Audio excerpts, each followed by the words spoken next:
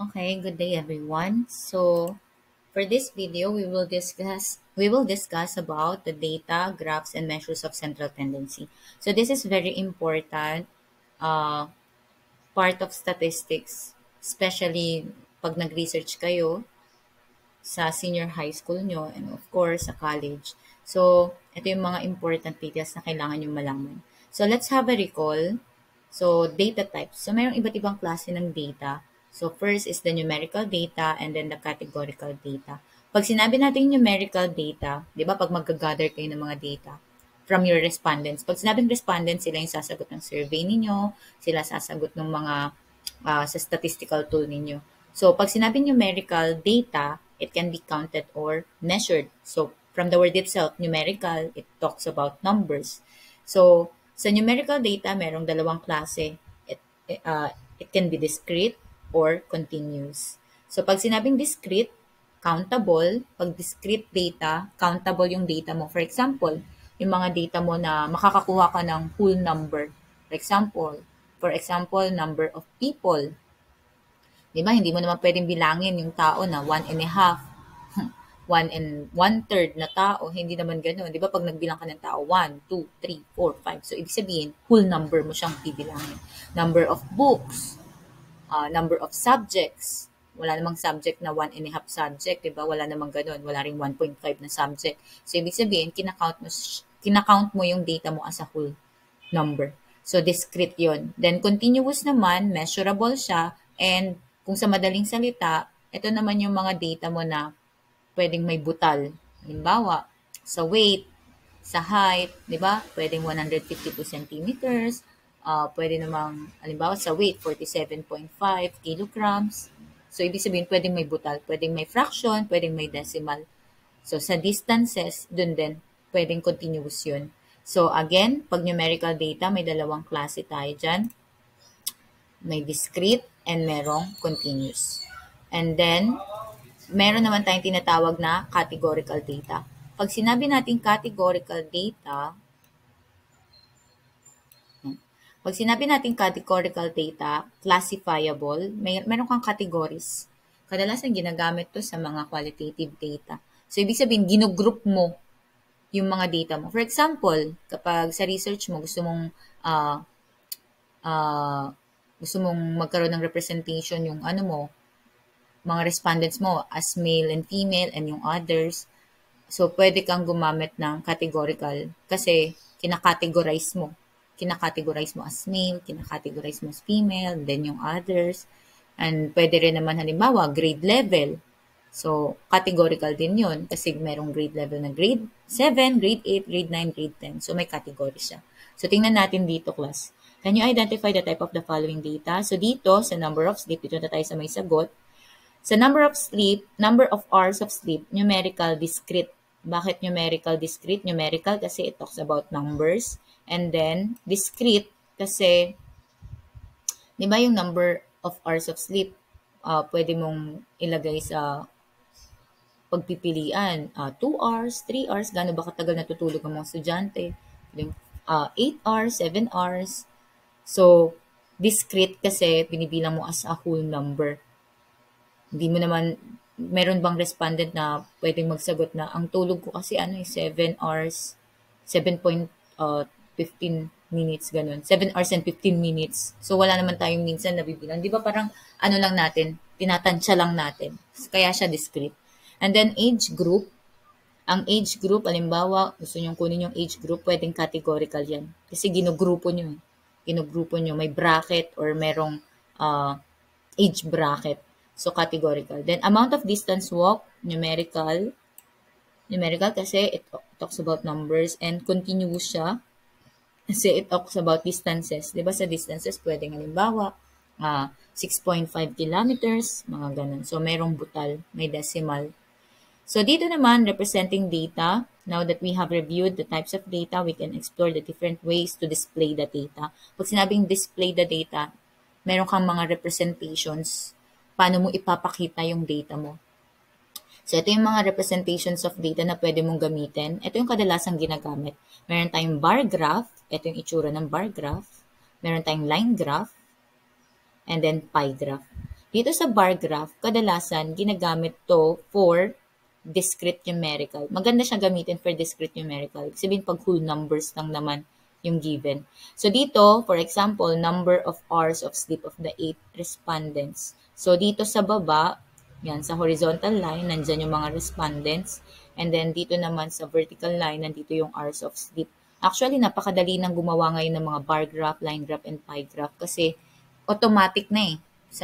Sa Excel, sa PowerPoint, madami ng application na gumagawa ng mga ganito. Lalagay nyo lang yung mga data ninyo. So dito, automatic na magpapakita yung mga bar. Dito class, kung i-interpret natin, the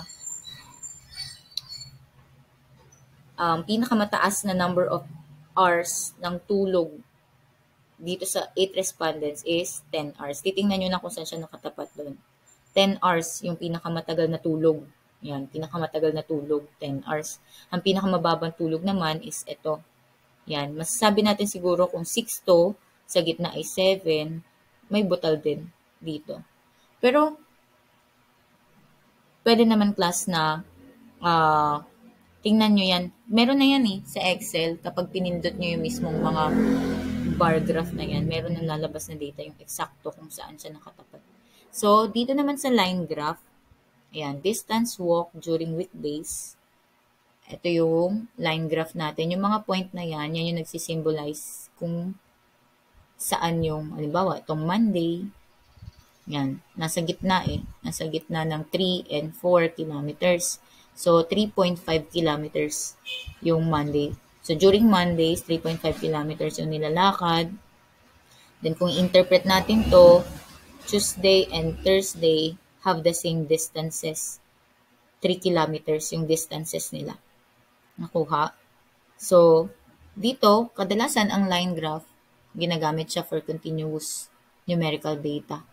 Pwede naman class bar graph, line graph, kahit ano naman, pero parang ano lang naman, advice lang or suggestion.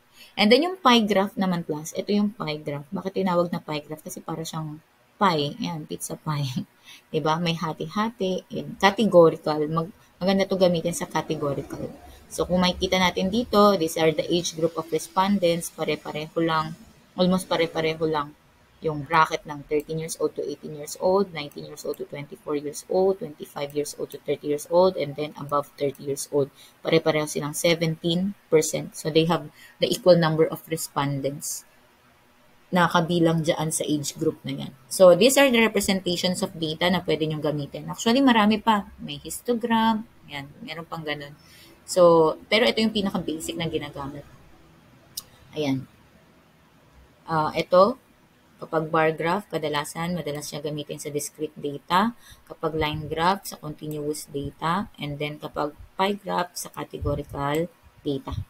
So ngayon, sabi dito, statistical displays may also be used to find measures of central tendency. So dito naman tayo magpunta sa measures of central tendency. Yung measures of central tendency class, kadalasan ginagamit siya to find the central value of your data set.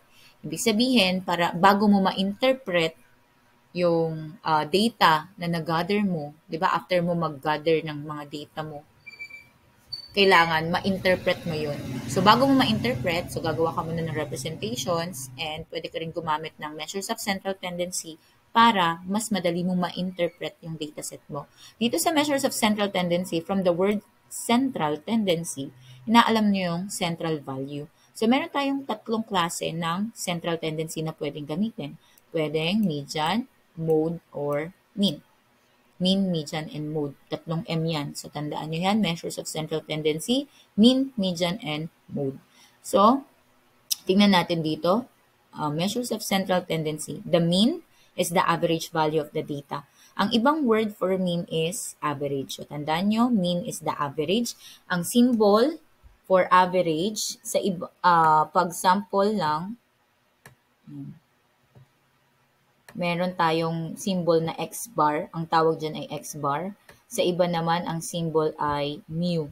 Parang ganyan. Yung maarte na M. Yan. Mu. Okay? So, X bar and mu. Yan yung symbol natin for mean or the average value of the data. And then median, ito yung tatandaan nyo sa median, this is the middlemost value, pinakagitnang value ng inyong dataset.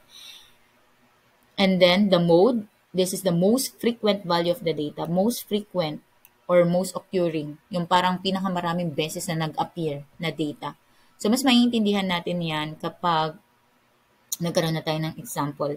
Dito pala sa mode class, merong iba't ibang klase ng mode. Kapag isa lang yung nakuha yung mode, ang tawag doon ay unimodal. Yan, unimodal. Kapag naman dalawa yung nakuha yung mode, dalawang number yung palaging nag-a-appear, most frequent na nag-appear, ang tawag naman doon ay bimodal. At kapag naman more than 3 or more, ang tawag doon ay multimodal. Yan.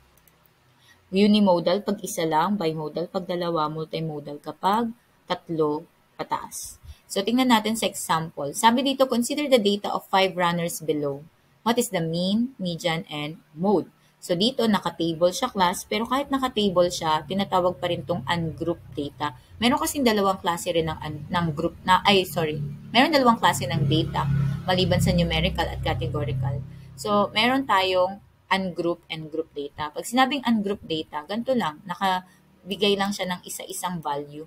Pero kapag naka-group data, naka-table, naka-group, ibig sabihin merong mga range, may range. So, makikita nyo yun sa mga susunod na lesson natin. So, ito, ungrouped data to class. So, pag binigay siya isa-isa lang, ganyan, ungrouped data yan. So, sabi dito, meron tayong 5 respondents. Tapos, ito yung distance na natakbo nila. Kilometers, in kilometers. So, merong 8 kilometers, 8 kilometers, 10 kilometers, 7.5 kilometers, and then 8 kilometers. Paano ba natin malalaman yung mean? Ang mean natin, pwedeng symbolize as x bar. Ayan. X bar equals, lagay natin sa symbol tong formula, sum of all values. Kadalasan class, ang ginagamit na symbol for sum is summation. Ganito ang summation, parang pa ganyan. W na nakatagilid, tapos may guhit sa dalawang magkabilang dulo. And then small letter n, summation of all values over, yan, tabingi pa. Summation of all the values divided by number of values. Total number of values, big letter N naman yan, class. Yan. Big letter N. Malaking N yan. Ba't ganun yung N ko? Medyo mahirap sa mouse ko. Ayan. Capital N. Big letter N. Capital N plus. Yan. So, ito yung symbol ng formula for the mean or the average.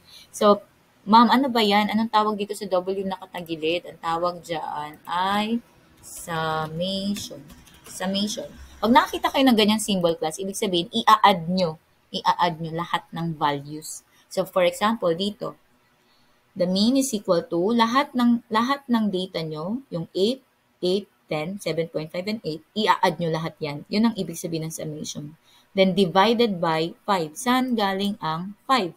Yung 5 po, kung ilan lahat ng data na meron ka.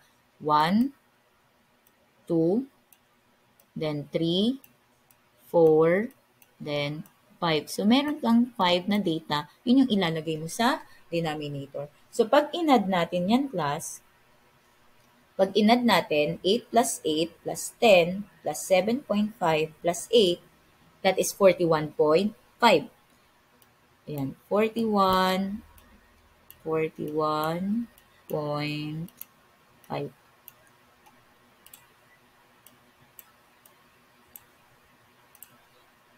Gawin natin itong equal sign plus ha. 41.5. Yan. Divided by, saka nyo i-divide sa 5 plus. So, bali i-add nyo muna lahat ng numbers, then divided by 5. So, 41.5 divided by 5 is 8.3 kilometers. Huwag nyo kakalimutan yung kilometers kasi given siya. So, anong ibig sabihin nito? How would you interpret this one? So, given the data, the average distance run by the 5 respondents or 5 runners is 8.3 kilometers. So, yan yung average na nadakbo nila. So, punta tayo dito sa median and mode. Dito sa median class, bago kayo mag-solve sa median, wala naman siyang talagang formula. Pero dito sa ungrouped data, bago kayo mag-solve ng median, dapat i-arrange nyo yan into ascending order. Ano po ba pag sinabing ascending order? Pag sinabing ascending order, i-arrange mo yung data from lowest to highest. Di ba kanina nakita natin, tingnan nyo. Yan. Ito yung given, di ba? 8, 8, 10, 7.5, and 8. So, i-arrange natin siya into ascending order, pinakamababang value muna, pataas ng pataas ng pataas hanggang dun sa highest value, which is 10. So, pag na-arrange mo na siya into ascending order, titingnan mo, alin dyan yung pinakagitnang number. Madali lang mahanap yung pinakagitnang number kapag yung number of data mo ay odd number. Halimbawa, odd number, kasi 5 to, di ba? 1, 2, 3, 4, 5. So, ang 5 is odd number. Kasi pag odd number, may pinakagitna talaga. Ang gitna mo is 8. So, ngayon, yung 8, yan yung median mo. The middlemost number. Nakuha? So, titingnan nyo lang alin ang pinakagitna. So, ito yung unang value dito sa left. Ito yung unang value sa right. Then, unang value sa left. Pangalawang value sa left. Pangalawang value sa right. Then, ito yung gitna. Kaya median is 8. So, dito naman tayo sa mode. Pag sinabing mode, ito yung pinakamadali class. Titingnan nyo lang, alin dyan yung maraming beses nag-appear. So, 8. Tatlong beses nag-appear ang 8. So, ang mode mo ay 8. Ngayon, anong klaseng mode yan? Unimodal, bimodal, or multimodal? Dahil isa lang naman yung nakuha nating mode, 8 lang, unimodal to. Okay? Unimodal. Pag unimodal, isa lang. Unimodal siya. So, proceed tayo sa another example. So, dito, consider the scores of the students in a 10-item quiz below. What is the mean, the median, and the mode? So, meron tayong 10 na scores. 1, 2, 3, 4, 5, 6, 7, 8, 9, 10. So, ilagay natin yung formula for mean. Ang formula for mean is x bar equals summation of small n, summation of all the values over the total number of values. So, i-add nyo lang yan, class. Kahit hindi nyo naayusin, ha? Pag mean, hindi nyo na inaayos into ascending order. Nag-aayos na kayo ng ascending order pag median. So, i-add nyo yan. 5 plus 6 plus 3 plus 8 plus 9 plus 6 plus 6 plus 8 plus 8 plus 7. That is equal to 66. So, that is equal to 66. Pag inad nyo lahat, 66. Over, mukha ba 6? Yan. Pag inad nyo lahat, 66. Over, bibilangin nyo ilan? 1, 2, 3, 4, 5, 6, 7, 8, 9, 10. So, 66 divided by 10. So, i-divide nyo na yan. That is 6.6. 6.6. So, anong ibig sabihin nito? Pag tinanong, how would you interpret? Ibig sabihin, i-explain mo anong ibig sabihin ng 6.6 na yan. The average scores of the students in a 10-item quiz is 6.6. So, kapag ni-round up mo yan, that is equal to 7. So, minsan, kinukuha natin yung rounded number, pero kung ano yung nakuha nyo dyan, kahit naka-decimal, okay na yun. Basta round off to 2 decimal places tayo. So, ang mean natin is 6.6. Then, ito naman, sa median. So, sabi nga natin kanina, pag median, kailangan ayusin muna into ascending order. Mababang number, pataas ng pataas. So, alin ang pinakamababang number dyan? 3. Then, sunod ay 5. Sunod ay 6. So, tatlong 6. So, tatlong beses isusulat yung 6. And then, may isang 7. May isang 8. At merong tatlong 9. Yan. So, ilan na yan? 1, 2, 3, 4, 5, 6, 7, 8, 9, 10. Ayan, sakto 10 na. So, pag naayos mo na, titingnan mo ngayon. Alin ang pinakagitna dyan? O, ito yung unang number sa left, unang number sa right. Pangalawa, pangatlo, pang-apat. Ngayon, wala silang pinakagitna. Dalawa yung natira dito sa gitna. So, kapag kasi class, ito yung sinasabi ko kanina, pag odd number yung total number ng data mo, merong pinakagitna. So, madali lang. Pero kapag even number, katulad nito, 10 yan, 10 yung scores na nandito, even number yun, meron talagang dalawang matitira sa gitna. So, ang gagawin dyan class is, i-add nyo lang yung dalawang number na natira sa gitna, 6 plus 7, then divided by 2. Huwag kakalimutan, pag dalawa yung number na natira sa gitna, i-add 6 plus 7 is 13, divided by 2, that is equal to, what is 13 divided by 2? That is equal to 6.5. 6.5. Ayan. So, our median, ayan, our median, the value of our median is equal to 6.5.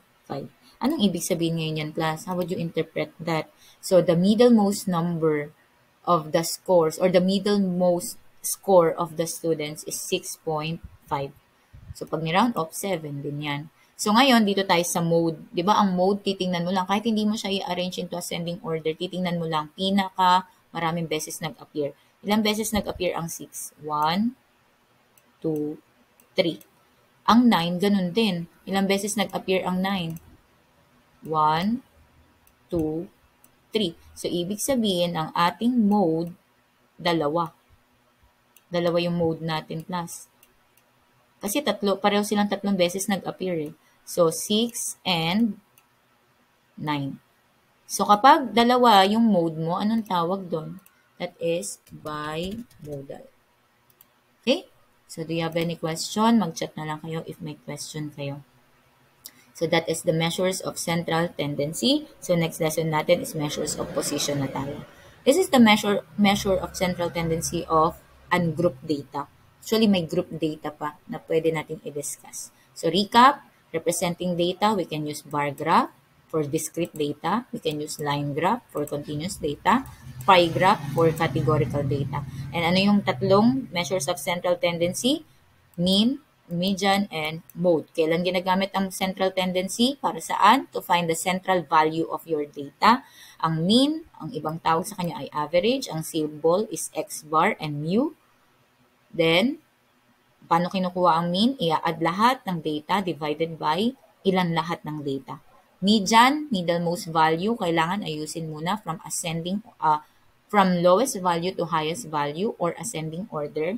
Kapag odd number yung bilang ng data, merong pinakagitna yon. Kapag even number naman, may dalawa sa pinakagitna, i-add, then divided by 2. That would be your median.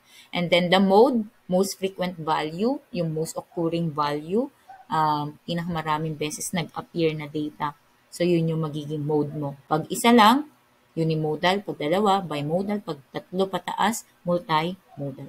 So, that's all for this lesson. Thank you, everyone. So, I hope you learned something. Goodbye.